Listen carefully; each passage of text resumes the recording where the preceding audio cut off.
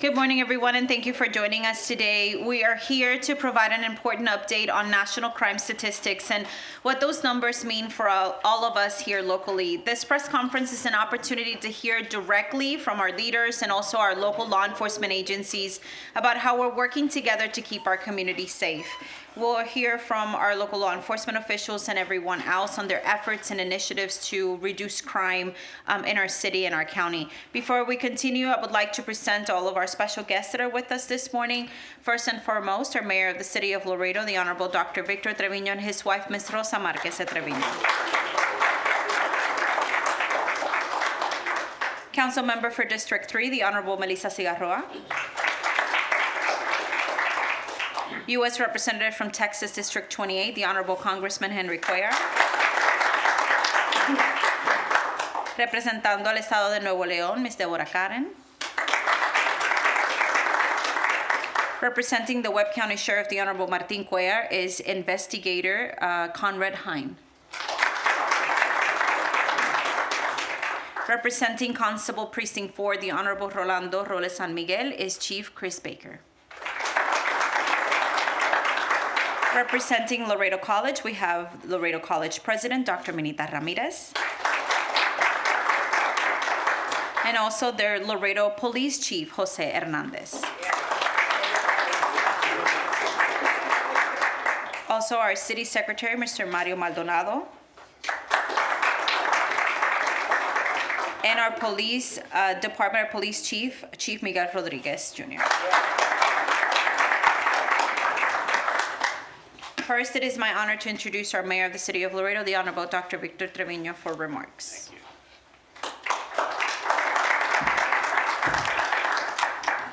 Thank you. Thank you and good morning, Dr. Victor Treviño, Mayor for the City of Laredo. I do want to thank Congressman for calling this meeting and this press conference. But before the Congressman comes up to discuss national crime rate, I do want to supplement some of the discussion with some of our local members or numbers that we have seen and released by the Laredo Police Department. This is of the last month. Now, I want to put these figures into context, especially because we're the largest port of entry in the Western Hemisphere, and that means that thousands of commercial and non-commercial vehicles cross our port of entry daily with our neighboring Mexican states that now have been designated Level 4 by the U.S. State Department. And even with this reality, Laredo continues to be one of the safest cities in the United States. And this is primarily due to the work by our women in law enforcement and our border security. Some of these statistics include that our traffic deaths dropped by 69%, with vehicular burglaries dropping by 40%, and auto theft falling by 32%. I do agree that much of this is due to the efforts by the police department and campaigns like Watch Your Car. But I would remiss not to mention that our safety is also intertwined with what happens in our sister city of Nuevo Laredo. Some of the reductions of auto theft have also been credited to Nuevo Laredo implementing registration regulation of their motor vehicles. Previously, one could drive vehicles into Nuevo Laredo without license plates, and several of these vehicles were stolen from Laredo. Now that they're required to register their vehicles, this naturally disincentivized the theft of American vehicles without consequence. Home burglaries also saw a drop of 27.6%, and robberies dropped by 44.1%.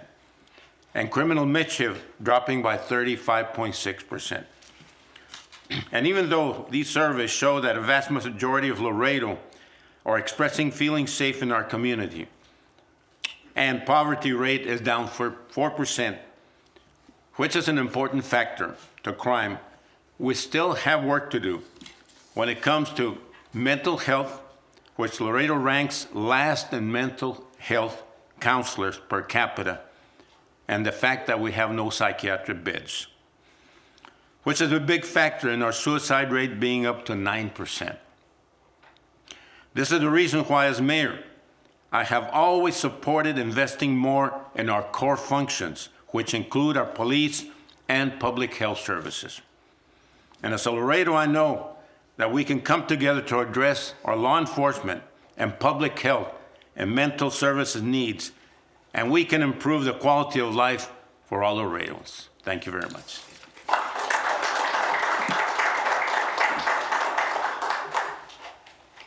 Thank you, Mayor. Now, please help me welcome Congressman Henry Cuellar, who will be sharing more about the national crime rate statistics. Thank you so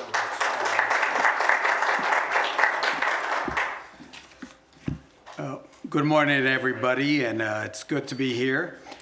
First of all, I certainly want to thank the mayor, the city council for your leadership in making sure that Laredo stays safe. So, Mayor, thank you, Councilwoman, Laredo Police Department, all of y'all, and especially the chief. Thank you for the leadership that y'all have provided. Webb County Sheriff's Office, Sheriff Martin Cuellar, I know he's right here, but we got his folks also, Mr. Hine, and all of y'all for being here. All the constables that are present here, thank you for the job that y'all do. Minita, I want to thank you because it starts off with training and the education, and I want to thank you and the chief for the work that you do. And I say to all of y'all, thank you so much. Because without you, none of this work would be possible. And I certainly also want to thank the families and the neighbors, some that are here and some that are listening to us, because you're the reason why they do the work and why we all do the work together. You know, the numbers do tell a story. The numbers tell a story, and as you know, for many years, I think about 12 years I've been doing this, where I take the FBI stats and compare them to the border, because as you know, immigration, which is the different thing, but immigration has been the topic in the United States for so many years. So I want to talk about something that all of us that live here along the border have known for a long time, and what the FBI keeps confirming year after year, which is our border communities are among the safest in the nation, period. Think about this, and I know we got some of the charts up there, a little small, but you got handouts of them. Let me give you just examples. In Baltimore, the murder rate per 100,000, remember, no matter how big or small the city is, we do it per 100,000 so we can get the same numbers. In Baltimore, it's almost 35 murders per 100,000. Violent crimes in those cities also, we know, are very, very high. Detroit, as an example, has about 30 murders per 100,000. Washington, D.C., where I live, where I work, should I say, I live in Laredo, I work over there, should I say, where I stay, it's about 25 murders per 100,000. And when you compare it to cities like Houston, Dallas, the murder rate is almost 14 murders per 100,000. Even San Antonio, which is in the northern part of my district, it's higher than the border crime rate, and certainly higher than the national crime rate per 100,000. Here in Laredo, last year, I know the numbers are a little different every year. In Laredo, just a little over 2 murders over 100,000 per 100,000. Rio Grande City down there in Stark County, 0 murders last year. And again, along the border, those are numbers that we should be very proud. You look at McAllen, which will be an area that I'll be picking up under redistricting. Again, lower than San Antonio, lower than Dallas and Houston, and certainly lower than the national crime rate. And the same thing for violent crime, and you can see the violent crime. So the comparison of the analysis is we looked at border cities, some of the border cities, look at the numbers, we compare them to national cities or cities in the U.S., and also to state cities, certain selected cities. So what does this mean?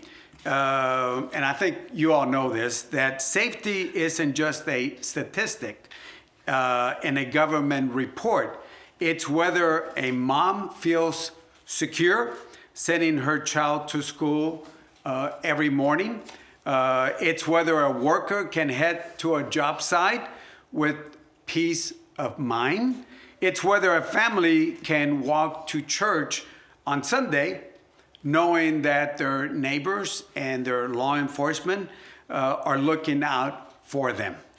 That's what these numbers mean, safety to the individuals. It's about people's daily lives. It's about giving families the chance to live without fear. And that doesn't happen by accident.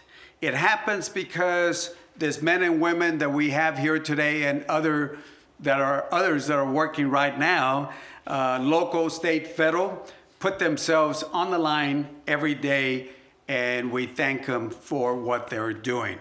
It happens because teachers and pastors and parents and community leaders work together to keep crime low and opportunity high. So to all of y'all, I say thank you. Because of your efforts, our border communities are not just safe, but they're thriving. Year after year, the numbers are the same. So what do I do as your congressman, your representative? My job is to make sure that resources keep coming down to keep those numbers the same. In 2008, just as an example, when we started the Stone Garden program, which is a program that myself and a Republican from Houston, we started that. Webb County, since 2008, has received nearly $58 million under Operation Stone Garden to make sure our officers work together with the state and local folks. As you know, it goes to the sheriff's office, and the sheriff's office works with the police chief and then with the constable to make sure those Stone Garden dollars are handed out in a fair way. And what do they use those monies? Well, first of all, overtime. Overtime, so instead of working 8 hours, they can maybe work 12 hours. The overtime is there. To buy equipment, license plate readers, cameras, vehicles are used, maintenance of the cars are provided, are used, so that will provide more boots on the ground. That's the law enforcement, but the economic part of it, the more money you have for a law enforcement that has overtime, the more money they spend at the stores, at the restaurants, and that's good, Mayor, for the local economy. Think about that. Since we started Stone Garden, over $58 million has come here.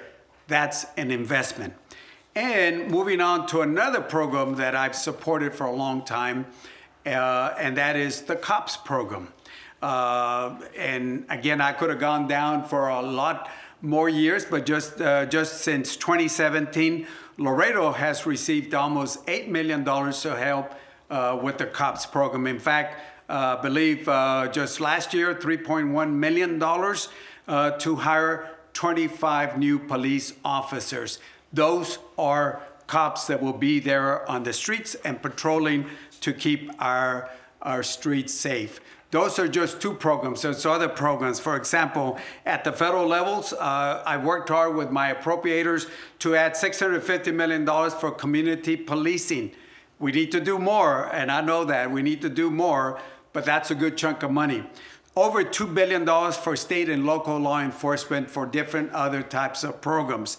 $155 million to make our schools safer through the Stop School Violence Act. Monies that can go to our school districts to make sure that they prevent the type of shootings that we've seen in other places. Now that is real money making a real difference here in South Texas. So let's take pride in what those facts show. Texas border communities, started off with Laredo, are safer than many of the America's largest non-border communities, safer than the national crime rate, both in murder and in violent crimes. That's not just a good headline, that's good for the families. Safer streets mean stronger schools, stronger communities, they mean more jobs, And that means more peace of mind when you go to work, when you send your kids off to school, and when you walk to church on a Sunday. That's the kind of community we all want to live in. That's the kind of community we're building together, all of us. So I say to all law enforcement, thank you and God bless you for the work that y'all do. Thank you.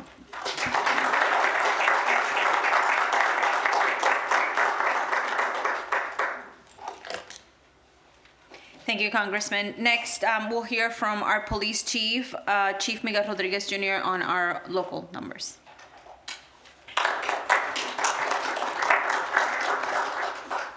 Good morning, and I want to thank the Congressman today for bringing this up. I think it's a very important topic to discuss and have a conversation with our public.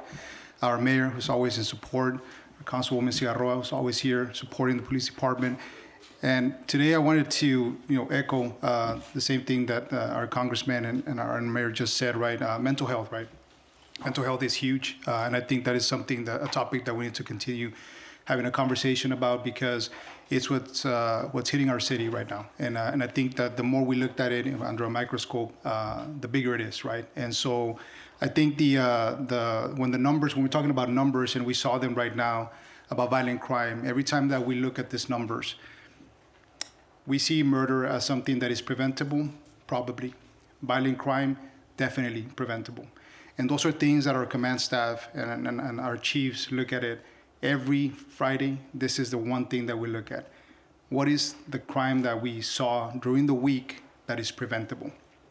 And then we pivot and we make those adjustments to make sure that we continue this trend in lowering the numbers, right? I think year to date, we are doing very good when it comes to numbers. Mid-year, when we run the numbers, we're talking about 40% on burglary vehicles. That's a big reduction, almost half, right? 32% on auto theft. Year to date, we just run the numbers on overdoses, 72% decrease. That's an additional decrease. That's an additional decrease from the overdose from last year, right? And this is all because of the team and the team effort that has been provided by the city, the county, and the feds. And I do want to say that the DEA was instrumental also in bringing this team together in helping us, put this to a stop. We hear Albuquerque, New Mexico, and the problems they're having there, right? And we hear all these other cities that are having problems with fentanyl and the overdose pandemic that's happening in their cities, and we don't have it here anymore. So we continue to push to make sure that we provide our city with those services. But more than anything is the push that we need to continue, not because our numbers are low, we're going to stop, right? And because, again, we always say, right, that success creates this complacency, and we don't want that. And for us, success is going to be when we bring that number to zero. But one of the things that I do want to say is I do want to thank all our partners in our area of responsibility, especially our sheriff's department, our constables, and our federal partners for everything that they do with us on a daily basis. I also do want to thank congressmen and our city because for the police department, you heard the budget this year, right? Almost $130 million for the police department. That's a huge investment for a police department. And so when we're talking about that number right there, you're talking about personnel, technology, equipment, everything that we need to equip our officers to do the job that is required and is being asked from them on a daily basis from the public.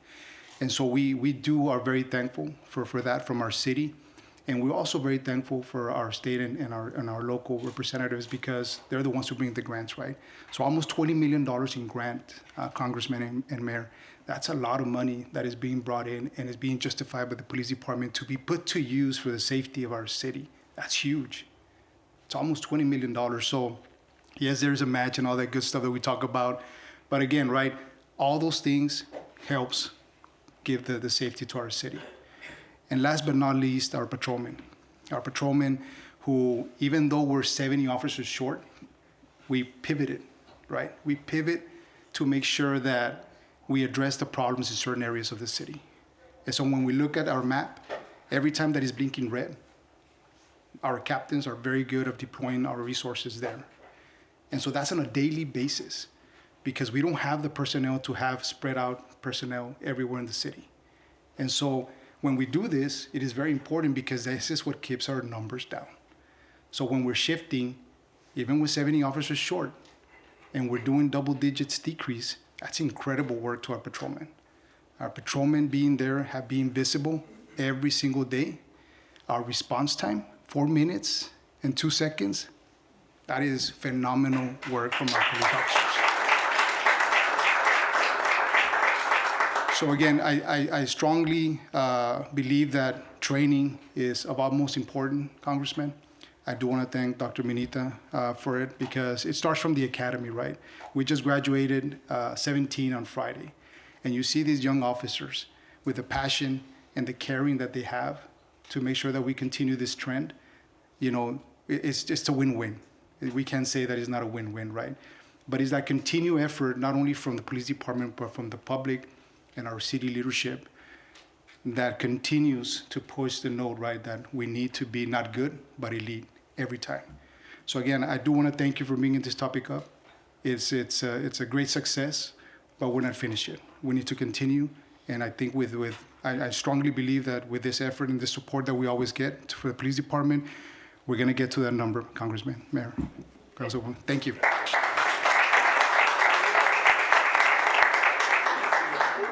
Thank you, Chief Rodriguez. And now we're going to hear from our Webb County Sheriff's Office Investigator Conrad Hine.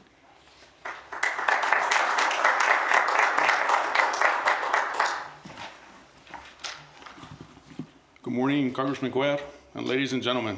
First and foremost, on behalf of Sheriff Martin Cuellar, I would like to express my gratitude for the invitation to be here. My name is Conrad Hine, and I regret to inform you that Sheriff Cuellar could not attend due to a personal matter, so you send me in his place. I want to take a few moments to update you on the statistics compiled for our office within our jurisdiction, which is that of the county. I want to talk about violent crimes, which include the following: murder, stabbings, kidnappings, and robbery. All these violent crime categories have been a decrease from last year to present. We're very proud of that. These numbers reflect the hard work and dedication of the men and women of the Webb County Sheriff's Office.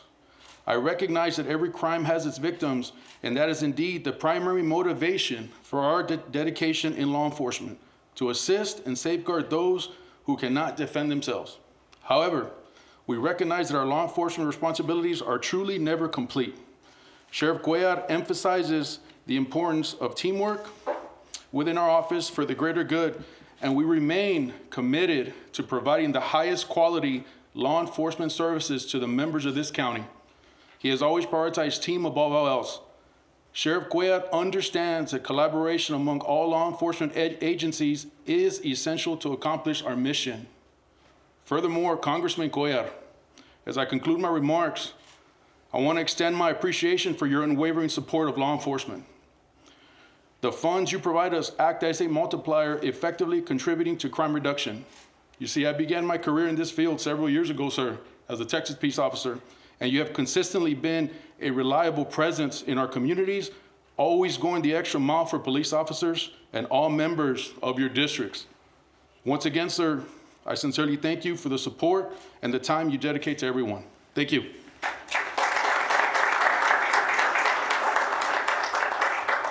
Thank you to the Webb County Sheriff's Office. At this time, I would like to open the floor to any of our Webb County constables that are also present, and also Laredo College, if you all would like to say a few words really quickly. Constables are good. Laredo College? Yes. I always have something to say. Good morning, everyone, and thank you all for being here, and thank you for the invitation to witness what we can all be extremely proud of. To our mayor, to the congressman, to Councilwoman Cigarroa, and to our chief, the Sheriff's Department, and certainly the Laredo College Police Department. I think that together we have made some extreme changes to how we view law enforcement. I think the overall view and expectation of our law enforcement agencies is more of a service-oriented than before. Just on Friday, I was having a conversation about how law enforcement used to be brunt and grunt, and now we're dealing with a very different kind of law enforcement officer. they're concerned with their qualities of life, and they want to make sure that their studies give them the opportunities that they can provide for their families.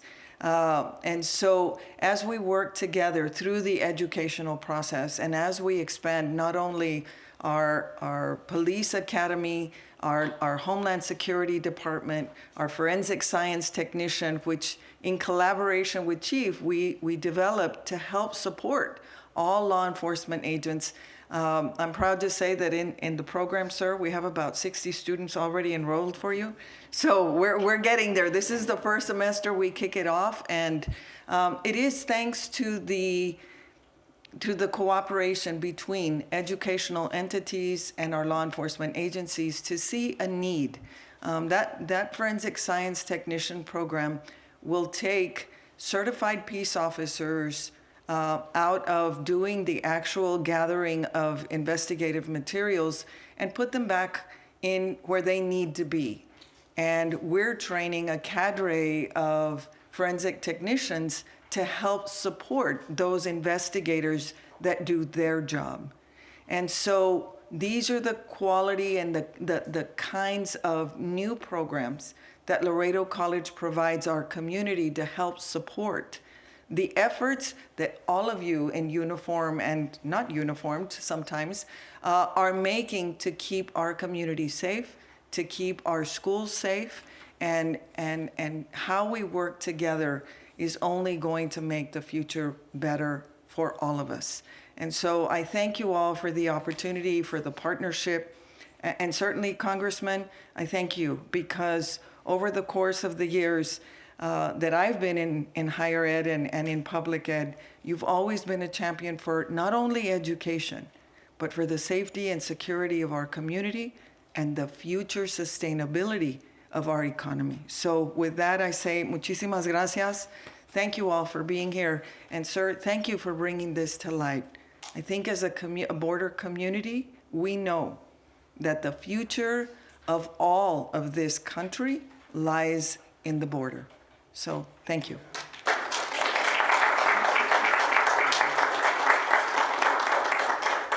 I want to thank all of our speakers and everyone who joined us today. We appreciate the continued collaboration, of course, between the federal, state, and local partners to ensure the safety and security of our community. That concludes our press conference for this morning.